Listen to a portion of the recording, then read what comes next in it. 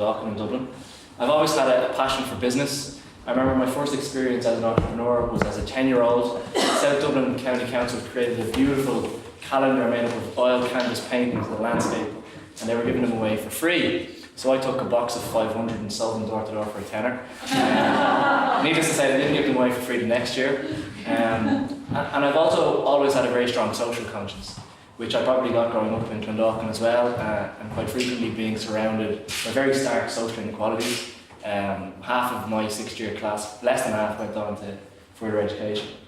So what excites me more than anything is combining these two passions, using entrepreneurship and business to have a positive social impact.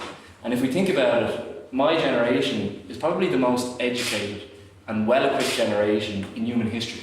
Technology has completely transformed what's possible. Things that were inconceivable to my parents are now part of everyday life. And I'm not talking about tweeting our lunches. I'm talking about the incredible advances in mobile technology, digital communication, and especially e-commerce. But for me, the most exciting part is imagining what can happen if we apply this technology revolution to completely new areas. In 2014, I was studying in Dublin City University, and for my final year thesis, I decided to research social innovation. I wanted to find out if there was an area where we could leverage technology to have a big social impact. I focused on charity shops because I had a good feeling that charity shops were wide open to innovation. My first step was to research how charity shops currently function, and what I found out was quite stark. Every year, members of the public donate about 60 million books to charities in Ireland and the UK.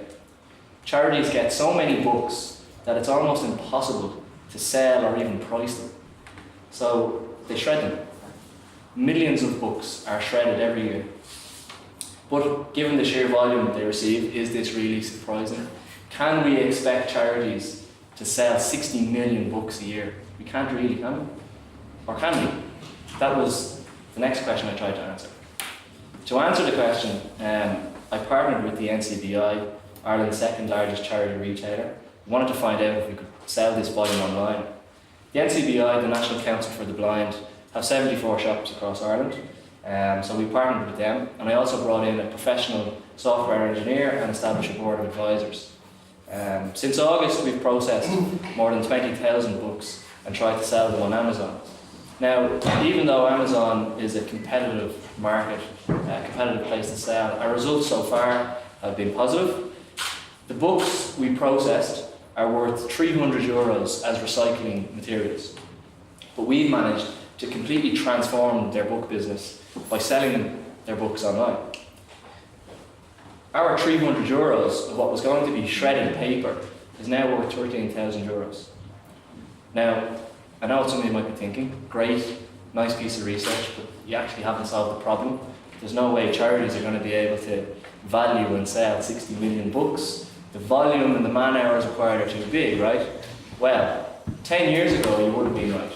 But this is where the technology revolution comes into play. I'm delighted to present Thriftify.